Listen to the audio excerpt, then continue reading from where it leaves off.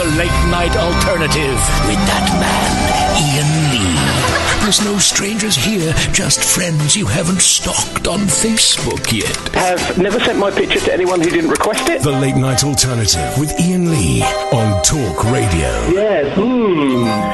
Good evening, Ian. Good evening, Paul. What nonsense and lies have you come to tell us tonight? Well, I'm worried about the condition of your soul, mate. That rap was a bit weird that you just embarked on. I think you got the wrong end of the stick on reality, mate. What matters in reality is the small things. That's what consoles our soul. But the big things that you were like, Nazism with Trump, that's all waffle. That's all just pie-in-the-sky nonsense. We want to hear the chimes of Big Ben. We want to hear... Mate, you live in Liverpool. When have you heard the chimes of Big Ben? Every time I go to...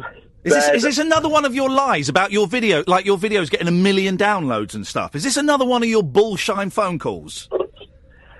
It's not a lie. I got more than 1 million. I've had 1 million now on multiple occasions. Let's have a look. Where's the video? Let's see the stats. No, I won't give it now because because you have videos have not had 1 million downloads, you muppet, multiple times. Why come on and lie, Paul? Because I'm telling the truth, and I'm just not going to give you the details of the truth. Show me the video. Well, I could do. Go on then, where's the video? Show me the video with the stats and I'll apologise. And you were exhibiting what aggressive left-wing authoritarianism. Oh, Paul, you are displaying signs of being an absolute fantasist.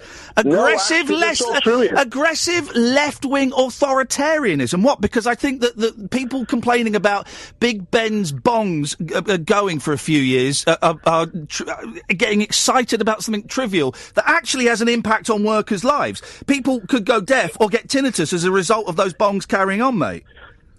You know what, the church bells ring when it goes to like 3 o'clock, 4 o'clock. I mean, that to me, that's what England's all about. But these aren't church bells. These aren't church bells, Paul. But they're based on church bells, Ian. No, but these aren't church bells. There will be people within that tower when those bells are supposed to go off. I don't want people's hearing to be impacted because I know how bad that can be for people. They just wear earmuffs. There's no problem with that. No, there is a problem with that though, because if you're working up a tower, you need to be able to hear what people are saying, and if you are wearing earmuffs, you can't hear what people are saying. You've not thought this through, Paul. But you agree, and then you come on telling lies about videos getting 1 million downloads, accusing me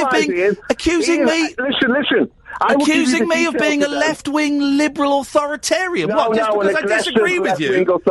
Just because I disagree with you and show some passion? You're insane, man. You're insane. No, you only tolerate left-wing opinions, see, and that's a strange... No, I tolerate right-wing opinions. I challenge right-wing opinions because I disagree with them. You just cut them off. Cut them off before they're allowed to develop. Hang on a minute. When has someone phoned in with... First of all, I will challenge them because I disagree with them, which is my right as free speech. But when have I cut someone off for expressing right-wing opinions? Well, I cut you off for being racist... Oh, I mean, this racist thing, you just throw it around like bloody confetti. No, but when you say racist things, Paul, which you have done, I've cut you off for that. Yes, I've done that. The term racist is the favourite term of aggressive left-wing authoritarians who want to shut down any freedom of speech. The argument of the argument against freedom of speech is often the argument of freedom of speech being curtailed is the best argument that racists often play. Yeah, but this term racist is just a label. What the hell does it mean, Ian? Can you define that term? Yes, I can. A racist is someone who says something derogatory about other races in a hurtful, nasty manner, which you have done on this show before. You've limited that to other races, right? But they can be derogatory about other people, other ideas, other views. I'm talking about race. When I say racist, I mean racist. I don't mean right-wing. I mean racist, Paul. I'm very specific. I'm not one of these people that uses words willy-nilly. I'm very thoughtful about the words I use. Words are my tool. When I call someone a racist, it's because they've been racist. If a northerner says they don't like southerners, is that racist? No, of course not. We're talking about... No. So you just limit it specifically to race? Yes, I'm limited... Get this, Paul. I am limiting the word racist specifically to race. Yes, I am. Yeah. So if like a Pakistani man rapes a white girl, is that racist? No, it's a rape. It's a sexual crime. It's a rape. No, because they're white, though. Is it, if it's a racially motivated rape? Well, if it's a racially motivated rape, yes, then that's racism, yes. Now, if a lot of Pakistani men rape a lot of white girls and it's all racially motivated... Why are you painting this horrible image? We've had a fun show and now you're talking about rape. What? You're a very peculiar gentleman, Paul. You get very... Yes, if a lot of if you want to do this, we'll do it. If a lot of Pakistani men rape a lot of white girls because they are raped, then yes, that is a racially motivated sexual crime. Yes. What are you getting at? Why are you bringing the image of rape up? Because I was reading about Sarah Champion. I liked her, and she'd just been kicked out of the cabinet by Corbyn, although she said she resigned. Right. And, well, what has that got? I don't understand. Why have you tainted this show with an image of group rape? You're a very peculiar man, Paul. I don't get you sometimes. I'm trying to get you back focused on reality. No, you don't like my definition of racism. You don't like my definition of racism. You don't use it like that, Ian. You throw around a lot more casually than that. No, I don't. I've listened to you for a while. No, I don't, Paul. You've not listened. You're a fantasist. Come on, you're lying now, Ian. Paul, you're a liar. You're a fantasist and a liar, and it's fine. And I like you calling in, but you talk rubbish. I use the term, Paul. I use the term. I use the term racism when I'm speaking about racism. I'm not one of these people. I don't think there are as many people as you think there are, but I'm not one of those people that thinks everyone on the right is racist. Of course not. So when I call someone a racist, I mean that they are racist. I'm very specific about the words I use. It's my job. But I think everyone on the left is racist, though. Well, there you go. You see, you're talking about. They're talking about the brushing with a broad brush, Paul. Talk about brushing with a broad brush. That's insane. I'm trying to give you a reasoned debate, and you're going off into fantasy land again. No, because it seems to be like it's sort of self-loathing on the left. No, you've tried to... Hang on a minute. You've tried to pin this on me, and you've realised it's not sticking, so now you're pinning it on other people. Talk to me. Everyone knows you use that term very casually. And you use it all the time. It's almost comical. No, they don't. When was the last time I used it? I hardly use that term at all, because it's a very serious accusation. I'm using it on you because you've been on the show and you've said racist things before. So that's why I'm using it on you. Give me an example of the racist thing I've said. Give me one example. Yeah, wasn't it? You made up a story about when 9/11... And you came out in the street. You came out in the street, and there was no evidence to say I made that up. What did you say? Was it? I can't remember if it was Arabs or Muslims or brown people, but they were all high-fiving each other on the street. When the you said you came out of your house and everyone was high-fiving each other. I didn't say everyone. I said there were Arabs and blacks high-fiving and smiling. I don't believe you. I don't believe you. I think that is a lie, and I'm calling you out as a racist liar. You've got no evidence to say what I'm saying is not true. You've got no evidence whatsoever. Paul, it didn't happen, mate. And listen, if you want to carry on saying it did, that's great. But we know it. We know it didn't happen. We know it didn't happen, Paul. I don't take drugs, mate. My mind is clear. My memory is crystal clear. I don't take drugs, Paul. I can vividly remember it. I don't take drugs. You take medication, then. I mean, you want to give it a different label. You know I'm on medication for my depression, but that doesn't stop me. That doesn't. Sorry.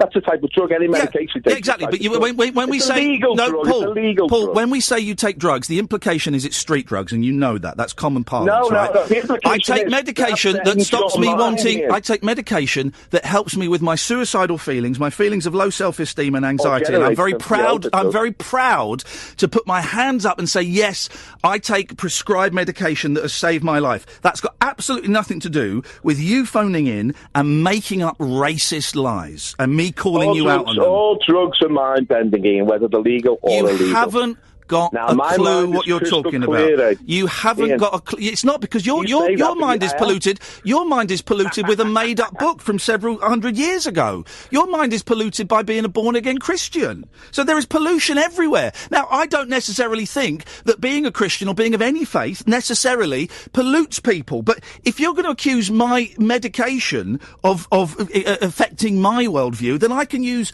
your drug as affecting your worldview. Now, of course, I don't think that. I don't think Muslims or Christians or Jews that they remember stuff differently because of their stuff. But sometimes you come on and you talk some utter guff. You make stuff. I know, but I'm trying to take the wind out of your sails, Ian, because you it's not worked. It's failed miserably. If anything, you've blown wind into my sails. I know, but you're ranting. It's nonsensical. We're not interested in Trump. Nazism doesn't affect us.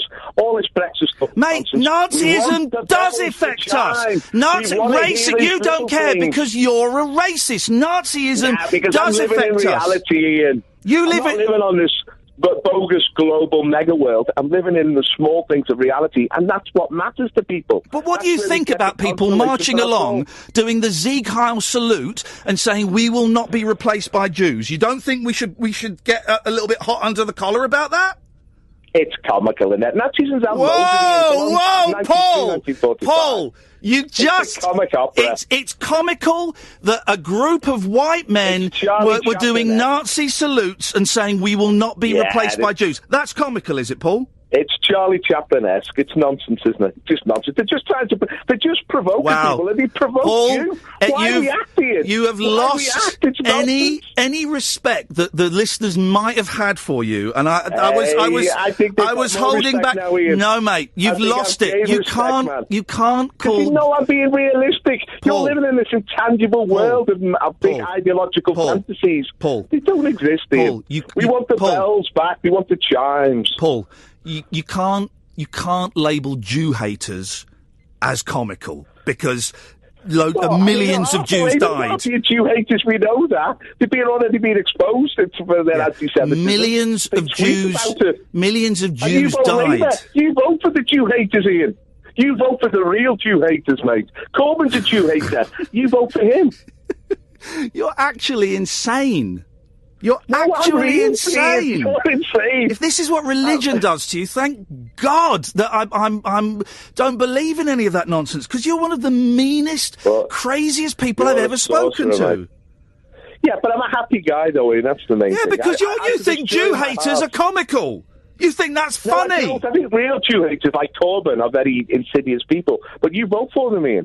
But these people who are marching around, you've got no idea who I voted for. And okay, you think Nazis are a laugh, Paul. Well, thanks very much for your call. Thank you, Ian. What an arse! And he goes off laughing. Just for a second, think, right? He's upset that Big Ben is going to lose its chimes. But he thinks a group of white privileged men doing Sieg Heils and saying we will not be replaced by Jews, that's comical. That's funny. I mean, that's Chaplin-esque, he said. That's funny. If you're Jewish, how funny is that? Just because I'm not Jewish and I'm not laughing. I wasn't laughing at the Nazis, and they're actual Nazis. They got swastika tattoos. They're doing that. They got their arm up there. They're saying we will not be replaced by Jews. The blood and soil thing, I didn't know what that meant. That's about black people. It's about slaves. The blood and soil thing, that's about slaves, it turns out. I heard on the radio today.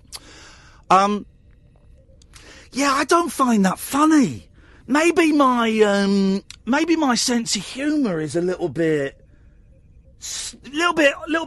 off kilter, but I don't find Jew haters funny. I find it quite scary. Because Jew haters often hate blacks, quite often hate gays. They'll find a reason to hate me. I don't tick any of those boxes, but I'm sure they'll find a reason to hate me at some point. Really, really shocked by Paul's call there. Really shocked. And, yeah.